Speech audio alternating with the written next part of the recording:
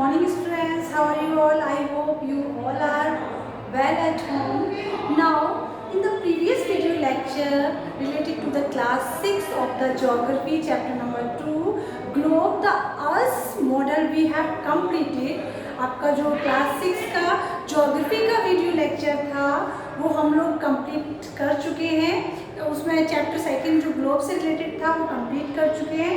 Today you will get the PDF of chapter 2 and you have to do your work in neat and clean writing. Now today we will start a new chapter related to the history part. The name of the chapter is early humans. In this chapter we will study about the early humans in detail and about the Stone Age and the classification of the Stone Age in detail. So let's get started the explaining through the textbook in detail.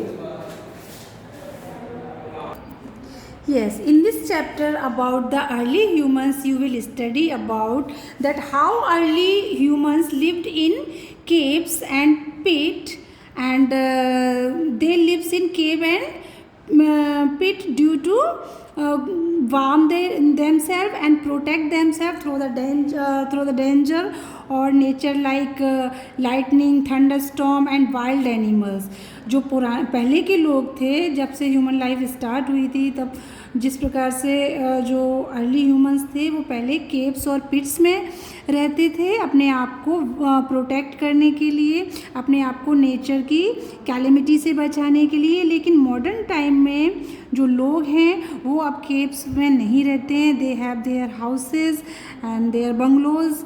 Now they lives on stilt. It means the houses related to the wood. जो लकड़ी के घर बनाकर रहते हैं उनको कहा जाता है stilt and they are called chang ghar. उनको चेंज घर कहा जाता है जो ज़्यादातर असम में मिलते हैं. तो most important line is that जो चेंज घर हैं वो कहाँ होते हैं ज़्यादातर असम में, इन असम. सो क्वेश्चन में be asked where do you find the chang घर.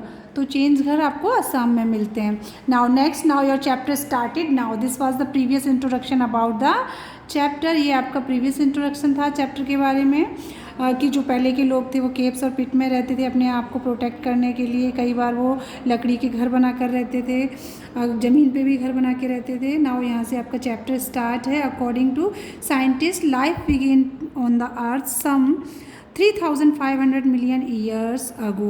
वैज्ञानिकों के अनुसार पृथ्वी पर जो ह्यूमन लाइफ का जीवन है वो लगभग 3500 अरब साल पहले स्टार्ट हो चुका था. And subsequently human beings developed in stages. और धीरे धीरे स्टेजेस के अकॉर्डिंग जो ह्यूमन बींग्स हैं वो डेवलप्ड होते चले गए, विकसित होते चले गए.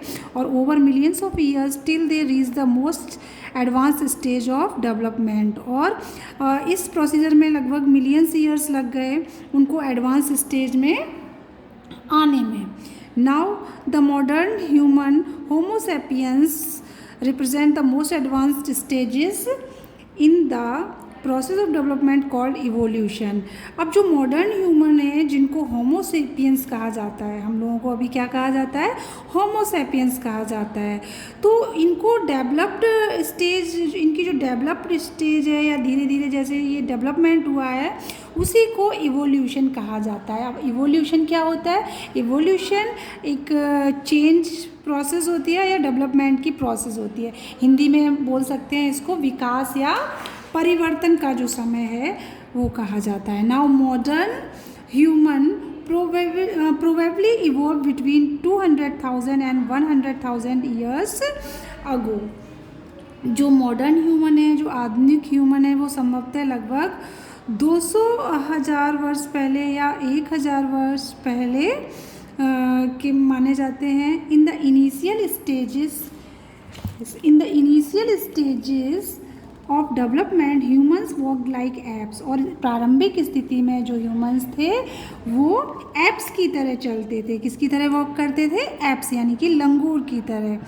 Now gradually they learn to stand on their feet with a straight posture. धीरे धीरे उन्होंने सीधा खड़े होकर के अपने पीछे के पैरों पर सीधा खड़े होकर के चलना सीखा. Their hands became free. अब उनके हैंड, क्योंकि पहले तो वो हैंड्स और फीट दोनों से चलते थे, लेकिन जब वो पीछे के पैरों से खड़ा होना सीख गए स्ट्रेट, तो अब उनके हैंड फ्री हो गए. तो which help them to hold things better. अब जब हैंड फ्री हो गए तो अब उन हैंड से वो चीज़ों को बेटर तरीके से होल्ड कर सकते थे. They could pick up and throw things to defend them self. अब वो अपने हाथों से चीज़ों को फेंक सकते थे, पिकअप कर उठा सकते थे, थ्रो कर सकते थे, यानी कि ले सकते थे और थ्रो भी कर सकते थे. The body structure of the earliest human beings change over time. और जो बॉडी स्ट्रक्चर है ह्यूमन बींग का, वो धीरे धीरे चेंज होता रहा. Their brain became larger while the jaws and teeth got reduced in size. अब उनका जो माइंड था धीरे धीरे लार्जर होता चला गया, और उनका जो जॉ था, जॉ मीन्स जबड़े, जो माउथ के अंदर का पार्ट होता है, जबड़े बोलते हैं उनको, और उनके जो टीथ थे पहले बड़े होते थे, अब वो साइज़ में रिड्यूस होना स्टार्ट हो गए थे. मतलब टीथ का साइज़ अब छोटा होना स्टार्ट हो गया था. You can C in the picture कि किस प्रकार से, ये देखिए, जो अर्ली ह्यूमन बींग्स थे वो यहाँ ऐप की तरह ये थे. फिर उन्होंने धीरे धीरे पीछे के पैरों से चलना सीखा. फिर उनके हैंड फ्री हो गए. हैंड फ्री होने के बाद धीरे धीरे बॉडी में कई सारे चेंज होते चले गए. ये देखिए आप, उनका जो जॉ है, जबड़ा है, ये पहले ऐसे निकला हुआ होता था, ये देखिए, और टीथ बड़े होते थे. फिर धीरे धीरे धीरे ये देखिए, इसमें जो उनका जॉ है वो कम रिड्यूस हो गया, और टीथ भी इसमें छोटे हो गए. तो ये था आपका जिसको इवोल्यूशन कह सकते हैं, human beings evolution. Now they learn to adapt them self to their surroundings. अब उन्होंने अपने आप को, जो अर्ली ह्यूमन्स बीइंग थे, उन्होंने अपने वातावरण के अनुसार अपने आप को अडेप्ट करना सीख लिया था, अपने समायोजन करना सीख लिया था, ढालना सीख लिया था. In this process they learn, और इसी प्रोसेस में उन्होंने सीखा to use stone to kill the prey. मतलब शिकार करने के लिए पत्थर का यूज़ करना, शिकार को मारने के लिए, किल करने के लिए. For crushing nuts and so on. Crushing, जो नट्स वगैरह होते हैं उनको क्रश करने के लिए, उनको तोड़ने के लिए. They realise that sharp edges of broken stones were very useful for cutting wood and spiking animals. और उन्होंने ये रियलाइज़ किया कि जो स्टोन की तेज़ धार होती है वो लकड़ी काटने में और एनिमल्स को भेदने में या उनका शिकार करने में बहुत ही हेल्पफुल होती है. Further they learn to use stones for making tools and weapons according to their needs.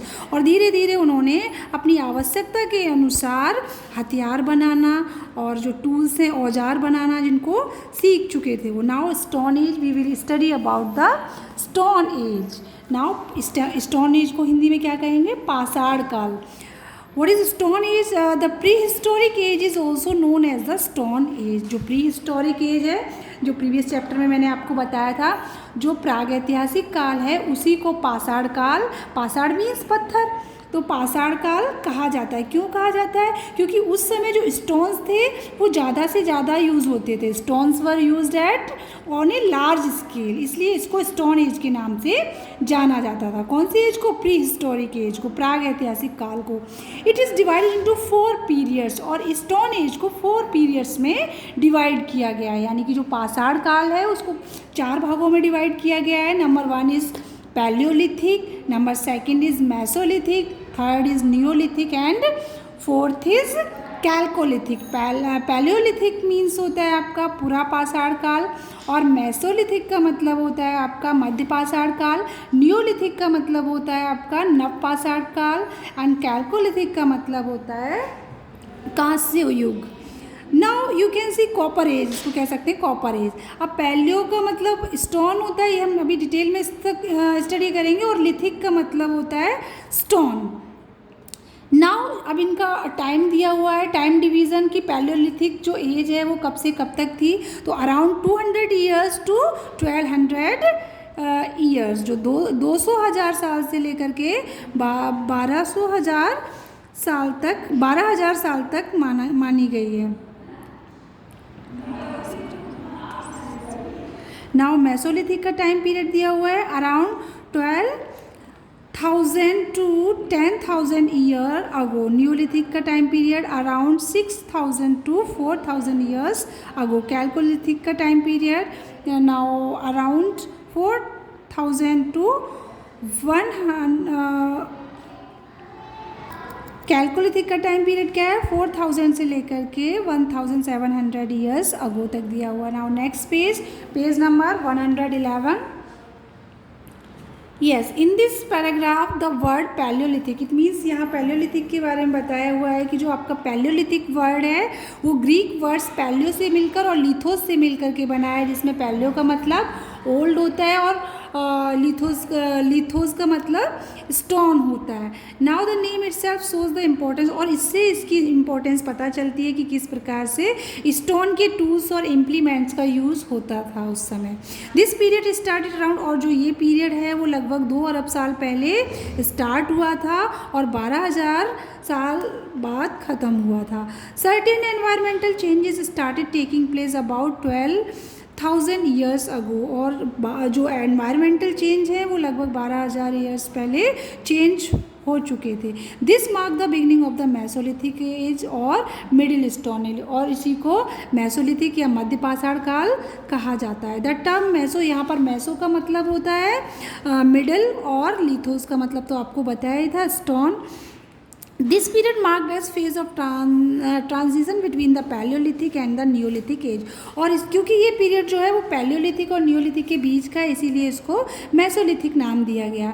It was followed by Neolithic and the Chalcolithic, और इसके आगे न्यूलिथिक या कैल्कोलिथिक एज आती है, which were far more advance than the preceding ages in terms of technology and method of tools making as well as different aspects of life. क्योंकि इन जो Neolithic और कैल्कोलिथिक एज थे, इसमें धीरे धीरे और ज़्यादा मॉडर्न मेथड ऑफ टूल और टूल मेकिंग यूज़ होने लगी थी, नई टेक्नोलॉजी का यूज़ होने लगा था। We shall read about them in next chapter.